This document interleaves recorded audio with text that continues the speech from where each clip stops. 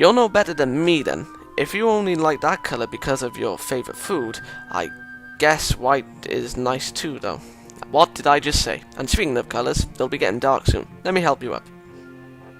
I get the feeling she's going to beat us with a cane now. Never mind. Lilly offers her hand, which I take in mind to help lever her up from her seat at the table. Its softness compared to mine takes me off guard, as I'm really not used to such casual contact. It doesn't seem to bother her at all, though. While it seems obvious why, it feels like just one more ladylike aspect to her. As her hand moves to her pocket, I quickly cut her off. Don't worry, I'll pay for this. Oh, thank you, Isao. She gives an earnest smile at the gesture, a reward much greater than that of her words. And we transitioned. By the time we stepped off the bus, it's well and truly dark. What was your first guess? We make our way up the hills in silence. Both of us behaving a little awkwardly, probably because of the day's events. While I'm still concerned over Lily's withdrawn nature after meeting with her sister, the fact I managed to cheer her up slightly feels like a personal victory. But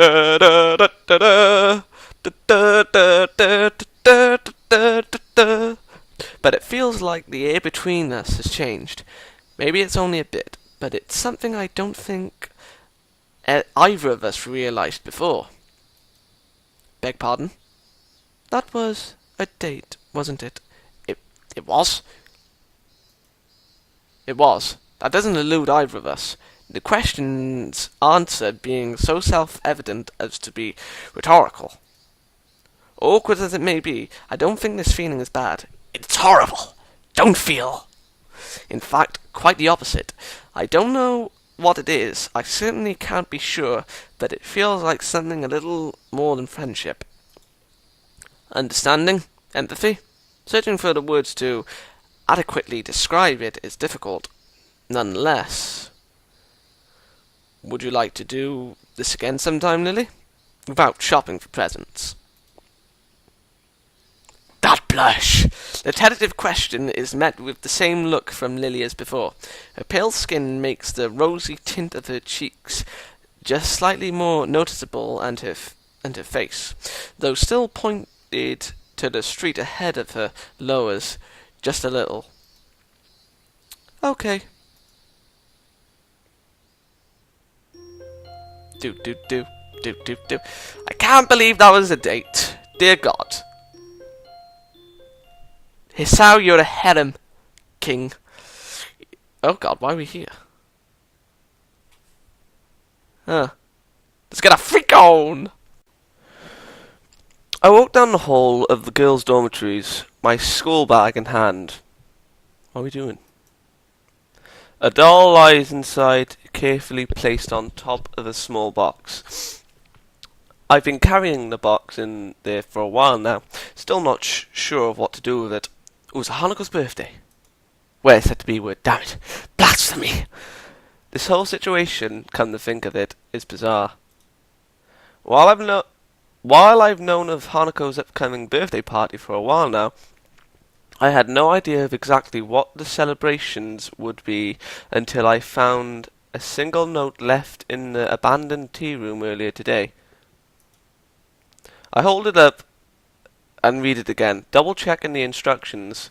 The plain black handwriting's fairly legible despite Lily's blindness, clearly thanks to considerable effort and care. Should I do it in her voice? Well, it is for her. No, I'll do it in my voice. Because my voice is beautiful and lovely. He says with confidence, hoping people agrees. So, we'll be holding a party at my place. Please come at 6 o'clock to room 225 in the girls' dormitory. Sorry for notifying you this way, but I have class representative duties. Lily Sato. Oh. Not reassured, I continue walking down the hallway until I reach Lily's dormitory room. Well, the last time we went into a girl's room without any knowledge of what's going on, yeah. Didn't! I hesitate for a second, but eventually give 3 sharp taps on the door. My God. Having the mic so close to my mouth is annoying. Feels the buzzing is going through my ears, literally. A brief and muffled exchange, that's better, of words can be heard from the other side. Listening closer, I can just pick out Hanako and Lily's voices. As they finish, Lily calls out, "Might that be Hisao?" "No, it's the Grim Reaper." "Yep, I got the note you left for me." "You can come in, the door isn't locked." Glad that I managed to get the right room. It said the number, 225, how can you get that wrong? I pressed down on the door handle and let myself in. As the door swings open, my greeting to them is stolen from my mouth. Oh, is it? Oh, yes! Fabulous picture! Oh, I love this one. Lily sits at a low table in the centre of the room in her pyjamas, while on the other side sits Hanako in a nightgown. I wonder if they're going to say that's blue. Being dressed in only my normal school clothes, I feel quite out of place. "Ah, you'll be fine." I steal a quick glance at the lovely sight of the two. Oh, yes. Lovely. Fabulous sight. It's lovely. Well, I said lovely again. Damn it! You're killing me, Hisao. My eyes tearing themselves from Lily's long, thin and pale legs, only with a measure of reluctance. Oh, I look there, so ha! You bastard. Hi. I think I bought everything that was needed. She smiles and nods. I wonder if she's even aware of the pleasant sight she makes.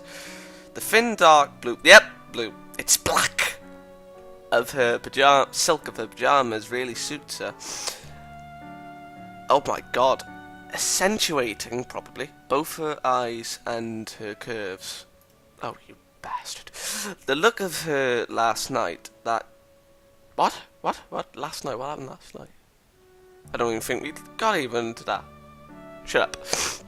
That tentative and almost shy demeanour seems all but replaced by her coy nature. It's nice to see her confidence returned, though I can't help casting my mind back to how she looked back then. Oh, yes, the one that steals my sights. I looked at Hanako, who nervously sits opposite her in her gown. It isn't a surprise that she'd wear something so conservative, though it definitely looks cute. "Hi, Hanako. Happy birthday. Really? We said the B word." Thank you. I think they sound the same every time I get to these two. And I check the videos, and I don't, so I don't know what the hell's going on. My mind is playing tricks on me. Then again, I've been playing an art of amnesia. She's unusually skittish, despite the fact that she's warmed up to me considerably over the weeks we've come to know each other. This is a pretty unusual situation, I guess. Oh, back to these two. "Feel free to take a seat, Hisao. I'll just pour you some tea." Oh, thank God, finally we're having tea! Sure thing. Lily takes the steaming red teapot from the side of the table and gently pours it into it. What? Gently pours its contents into our teacups as I take a seat beside them, setting my bag against the nearby wall. I butchered that. No, I didn't. I butchered a line. With my senses returned and my hormones somewhat calmer, I realise that this is the first time I've ever been in Lily's room. The first thing I notice is the ambient smell, just slightly different from that in mine. Probably faint perfume or nail polish. It could be anything of a girl's, really. Another is the plain nature of the room visually. Beige walls, smart yet unadorned cabinet, the lack of posture, really? Posters or wall hangings. It's distinctly I'll tell it what, I don't know. You can say that word. Something I should have anticipated given her blindness. The only thing that really seems out of the ordinary is several piles of books sitting on the floor, each reaching from roughly knee height to waist height. Some of them have printed titles, others are entirely blank except for dots of braille. The fact that the ones with printed titles are uniformly in English is interesting, though not completely unexpected. She did mention her parents impressing the language upon her and Akira, after all. Your room looks nice, Lily. I hear a call of thanks from beside my shoulder. Looking back to Hanako, her gaze is fixed on her lap, and her hands are nervously clutching her gown. Put her arm round her. I just say, what's up? What's up? It's now that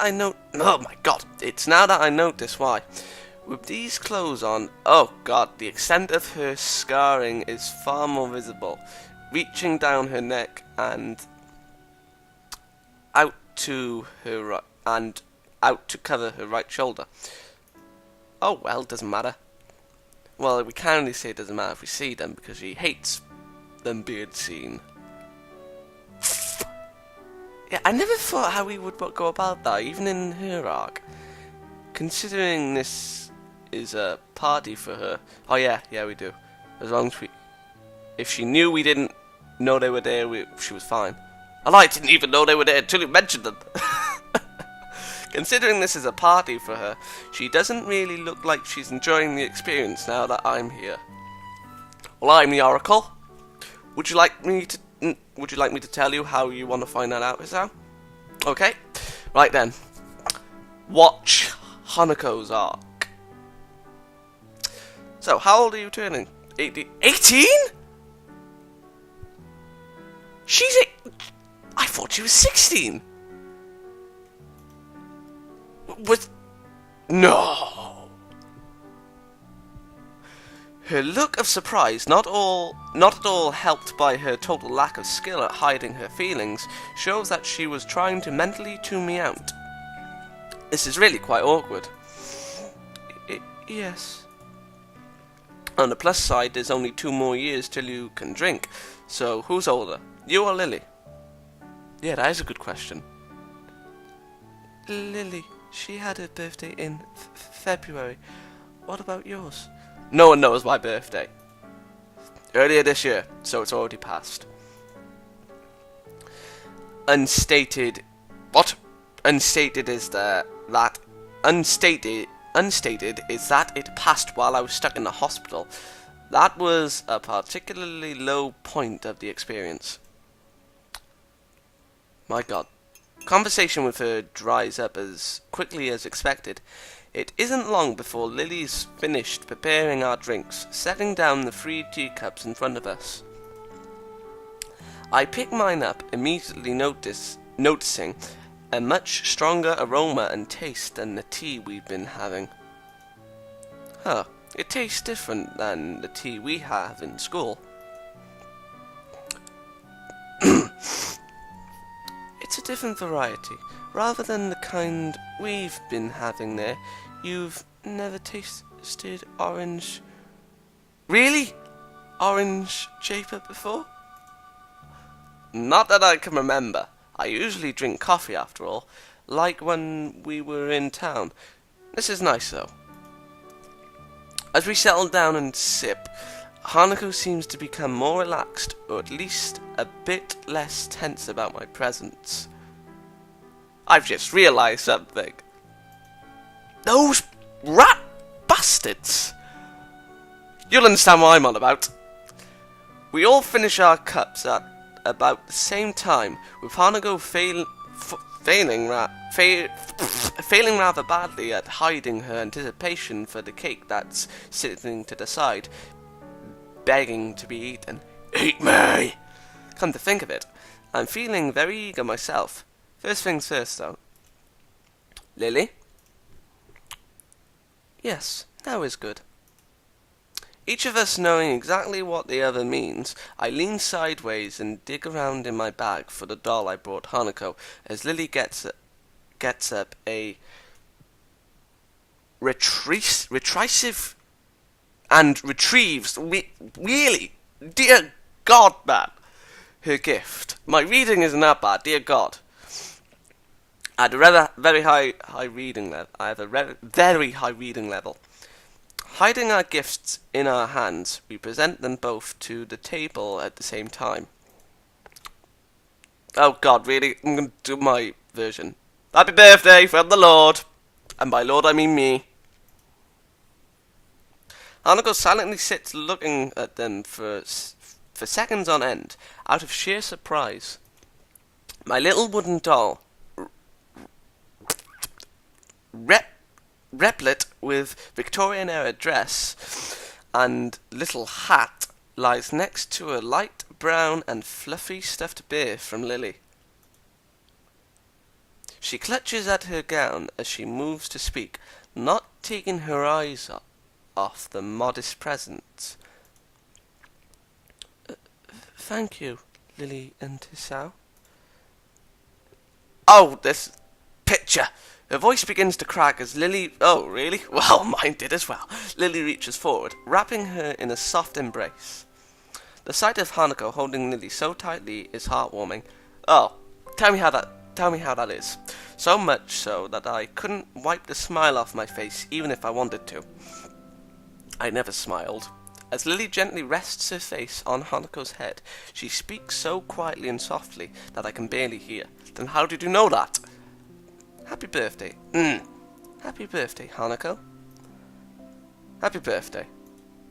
Hanako is a small nod, holding on to Lily for time before breaking off and wiping an eye. I guess that for Hanako, simply having anyone to be there and love her would be special. The fact that Lily and I can now share that role for her is something I think I will always be grateful for. Oh, that picture. Hanako gently takes the doll and teddy bear, holding them both to her chest as she warmly smiles.